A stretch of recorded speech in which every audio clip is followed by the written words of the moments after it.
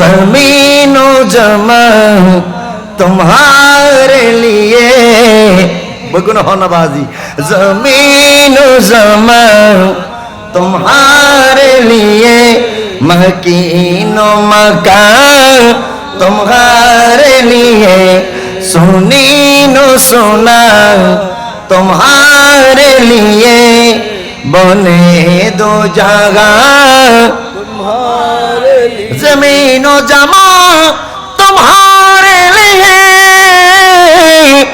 मकीनो मकान तुम्हारे लिए सुनी नो सुना तुम्हारे लिए सुनी नो सुना तुम्हारे लिए बने दो जहां तुम्हारे लिए मैं जुबा तुम्हारे लिए बदन में गजब तुम्हारे लिए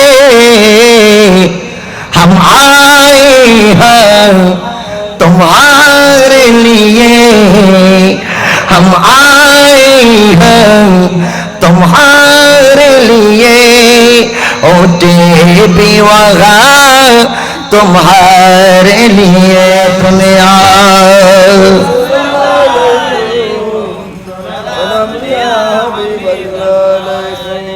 তাহলে বলুন নবীর শানে কাফেররা বেয়াদবি করে, এটা কাফেরদের কাজ। কাদের কাজ? ওয়াকুলুন জুরনা, এটা হচ্ছে ইমানদারের কাজ। রাইনা, সাংবাদিক বলা, হ্যাঁ, নবী দেওয়ালের পিছনের কবরে জানেন এই কথা বলা, নবী মাংসে করা আমাদের মতো সাধারণ মানুষ, এই কথাগুলো হচ্ছে কাফেরদের কথা। আর নবী হচ্ছেন নূরুন আলা নূর, নবী জিন্দা নবী, নবী হায়াতুন নবী। আকীদা যারা পোষণ করে এরা হচ্ছে ইমানদার, ঠিক কিনা বলে? টানতে যদি নবীর শান দিয়ে টানতে টানতে টানতে আপনি কবর পর্যন্ত চলে যেতে পারবেন, কিন্তু নবীর শান কমানো সম্ভব হবে? যারা বলেন সম্ভব হবে? নবীর শান করলেও কি না করলেও কি, আপনি নবীর গুণগান গাইলেও কি না গাইলেও কি, ঠিক কিনা বলেন না? আল্লাহ তো আল্লাহর ফেরেশতাদেরকে নিয়ে নবীর গুণগান গায়, সুবহানাল্লাহ। যার গুণগান আল্লাহ গায়, যার গুণগান ফেরেশতারা গায়, জান্নাতের পাতায় পাতায় লতায় লতায় নবীর নাম, আরশ আল্লাহর নামের সাথে নবী নামের মনোগ্রাম, নবী নামের মনোগ্রাম। জান্নাতের লেখা আছে না নাই? জান্নাতের চৌকুটের লেখা আছে না নাই?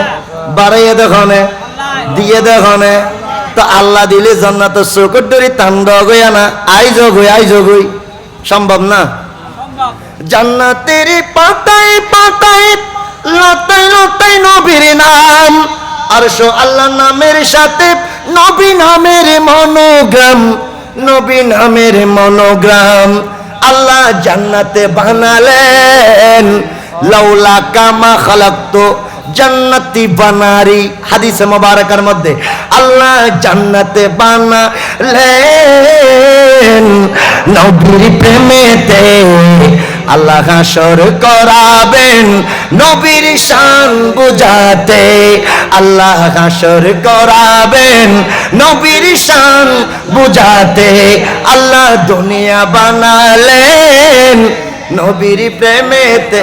প্রথমে আরজ রাখবে এটাই, যেই নবীর শান আল্লাহ বাড়ায় সেই নবীর শান আমরা কখনো কমাইতে পারবো? যারা কমাইতে চাই এরা কখনো ইমানদার হতে পারে? এরা মুনাফিক, বেঈমান। এদের স্থান ইন্নাল মুনাফিকিনা ফিদ দারকিল আসফালি মিনান নার, একেবারে কাফেরদেরও আরো বেশি তলে, কাফেরদের আরো বেশি একেবারে নিচে মুনাফিক থাকবে। কিন্তু নামাজ পড়েছে, রোজা রেখেছে, হজ করেছে, যাকাত দিয়েছে, তাসবিহ তাহলিল করেছে, সাদকা দিয়েছে, একটা কাজ করেছে, সাথে সাথে নবীর শানে বেয়াদবি করেছে। আল্লাহ বলেন আনতাহবাতা আমালুকুম, তোমার আমলগুলা ধ্বংস হয়ে গেছে, তুমি টেরও পাইলা না। আল্লাহু আকবার। তোমার আমল ধ্বংস হয়ে গেছে, তুমি টের পাইছো না। তো সুতরাং আপনাদের কদমে আরজ রাখবো আহসানুল্লাহ শাহ মামু ফকির রহমতুল্লাহ তাআলা আলাইহি ভক্ত অনুরক্তবৃন্দ এলাকাবাসীরা, আপনারা রাসূলুল্লাহর মহব্বত অন্তরে ধারণ করবেন। আল্লাহ আল্লাহ রসুলের মহব্বত আপনাদের অন্তরে ধারণ করার পাশাপাশি আউলিয়া কেরামের প্রতি শ্রদ্ধা তাজিম আউলিয়া কেরামের প্রতি ভক্তি, জিয়ারত, এটা আমাদের প্রত্যেকের দরকার আছে না নাই?